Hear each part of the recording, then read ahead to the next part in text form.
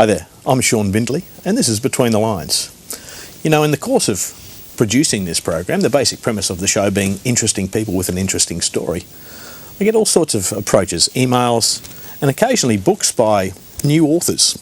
Now, my guest on the program today, Nick Horgan, was kind enough to send me a copy of his memoir, which is called 3 Small Suspects, and it tells the story of Nick growing up in Motueka in New Zealand, is that right? Yeah. You and your brothers were kind of hellraisers, weren't you? Well, there were 7 of us, and we were 5 under 5, and in that little group of 5 there was 3 brothers a year apart, so yeah, with Sean, Kerry and Patrick, your brothers, quite Irish, I guess, so we got up to a lot of fun, had a lot of fun. Is this in the 40s, in the 50s in New Zealand? It was in the early 50s through to the mid 60s, so it was through a period when there was no wars and things were starting to get better. Korea had finished and Dad was back from the Second World War, and hence the 5 under 5. And your mum and Dad were very glad to see each other. Well, I think his tour of 4 years in the Middle East gave him a bit of practice, as he always said, for bringing up these 7 kids that happened to come along after that. So yeah, and so there was no more wars until Vietnam, so this was in that period between the 2 wars, I guess, and a little bit into Vietnam, and things started to get better and the economy started to get better. So it starts off, we didn't have a fridge, we didn't have a car, we didn't have anything. It was in that period. You're living a very self-sufficient life. It's up to there's no TV. There's no radio. The kids are, in the main, entertaining themselves because your dad's at work. Yeah. Your mum's very busy cooking and cleaning and washing everything else, and it really was. It's that era of you kids get out of here and go and entertain yourselves. That's right. Yeah, and come back at find what it is. Yeah. And we did. And of course, you say with Mum, well, she was a great cook. I mean, she had to be. And we had a great garden as well. So we grew everything, or almost everything we needed. But she was also a specialist in flowers, and she had a specialist in gladioli growing. And she had 10,000 of the damn things, and she could look at them when they come up, and she knew everyone by name.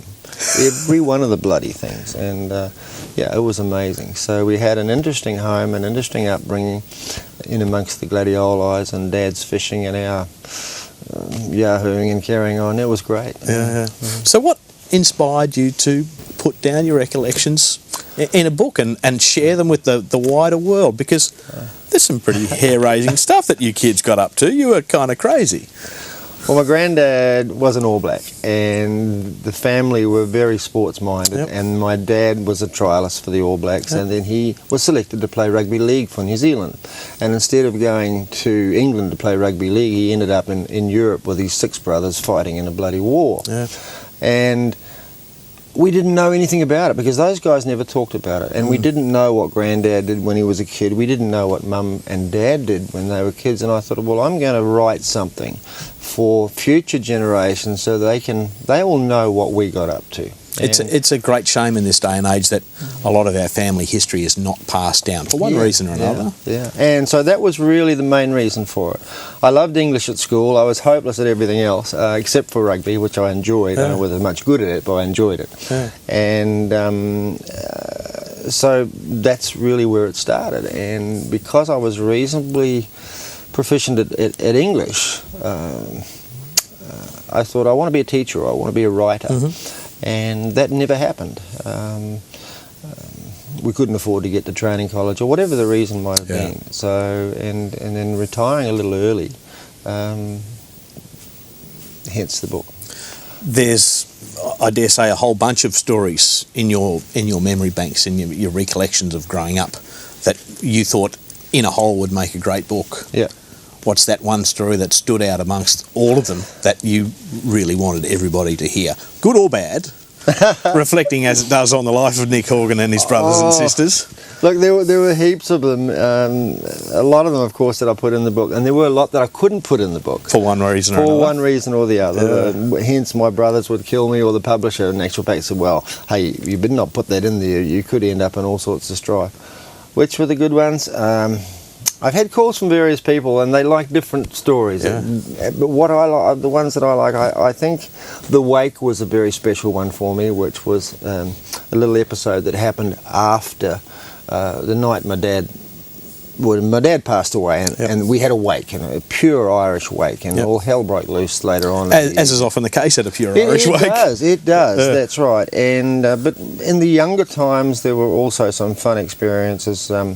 they built a new convent school, and being Catholics, we started at the States primary school, and then after a year, we all had to go to the convent school, which was a mile down the other end of town. And of course, we didn't have bikes, so Dad had to find bikes for us. And so that episode of riding bikes to school, and there's a specific one in the book where we got into all sorts of strife. Well, you guys were scavenging parts and building your own bikes? Well, that came about a year later, I think. Yeah, when I was about 7, that started, because my older brother Sean started to get into all those sorts of things of recycling bikes. I mean, if there was a bike lying around somewhere, or a part of a bike, well, he would rebuild it into a tandem or into something else, and we'd give it to families that couldn't afford bikes for Christmas or whatever. So a few bikes went missing around the town that seemed to be just lying around. I mean, if you didn't use it, why not use it? So we would sort of swap a few wheels and handlebars around and paint things up and make new gifts for kids that didn't have bikes. So, you know, that was a lot of fun. A lot of ingenuity going on. It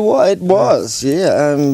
I remember him building a bike with a steering wheel. I mean, that was just so far ahead of its time. And another one that had springs on the front forks. Now that would have been 40 years ahead of its time, but it was a mongrel of a thing to ride, but by crikey, it looked good. I mean, but the one with the steering wheel, I recall riding that to school one day, a big old wooden steering wheel out of an old Chrysler or something. And I rode it to school, and it just happened to be the day that the traffic cop came around to do his 6 monthly inspections of bikes. And oh God, I mean, he'd never ever heard of such an animal, let alone seen one. And here was this bike in the bike stand with this steering wheel. Well, you know, you had green stickers to pass the test, and pink. That's right. So the local police officer came around and looked at every child's bike to make sure it was okay. To make sure it had a light or a mudguard or a reflector or whatever. And you and your brothers are scavenging bike parts and giving them out to other people and building push bikes with steering wheels.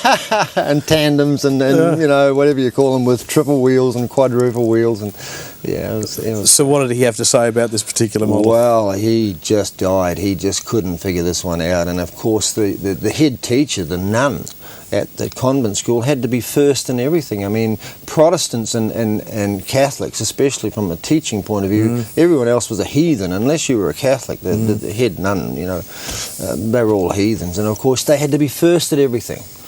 The football team at the primary school had to be the best, the netball team had to be the best, and it had to beat the Protestant teams. I mean, but the Protestant teams came from schools with 600 kids, and here were we with 45 kids trying to beat, you know, putting a footy team together, let alone, you know, we had girls as ball boys. Well, my brother Sean, who was a bit of a wimp, I'm sorry, Sean, but you know, so the nuns made sure we won everything, and of course we had to have, our bikes had to be spot on too. We didn't win that one because of my steering wheel on the bike.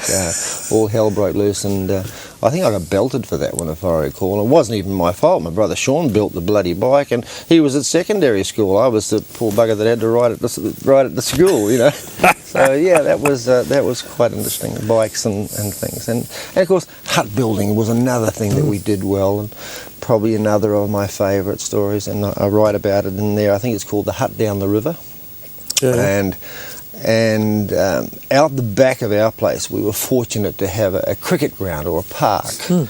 And in the park, nothing like having a footy field on running onto the back of your house. Absolutely. With the fence on the back, with the gate on the back fence. That's right. And so we'd go through the garden patch, down the path through the middle, and on the right was Mum's gladioli patch, and on the left was Dad's vegetable garden. It was a big 3/4 acres of a block that ran down. And as we got into the park, it was in the middle there was a beautiful cricket pitch, and over to the right-hand side of the park there was this corrugated iron shed, and it housed the motor mowers to mow the greens and the groundman's gear. That's right. Gear, yeah. And my dad came home from work one afternoon from the post office, and he walked from the small post office across the park and in through the back gate, and he sitting around at tea that night, and he said to Mum, he said, Mum, or Jan as he'd say, silly bloody council, he said, they've taken down the mower shed out in the park, and the 3 motor mowers are just sitting in the rain on a slab of concrete.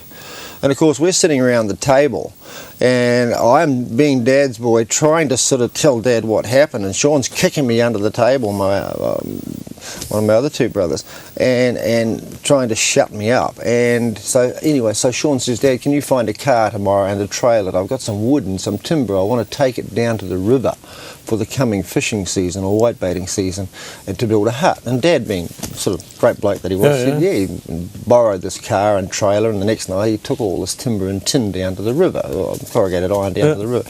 Sean and Kerry and I, we built the hut. And anyway, Dad had been sitting there saying to Mum, this silly bloody council, they've taken the shed down and left these motor mowers in the rain.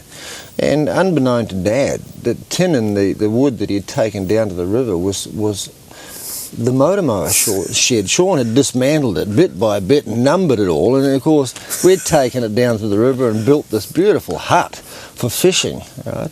And you know, Dad never twigged until one day he was down the river with us fishing, and he was looking at Sean's hut, sort of saying, you know, I've seen that bloody shed somewhere before.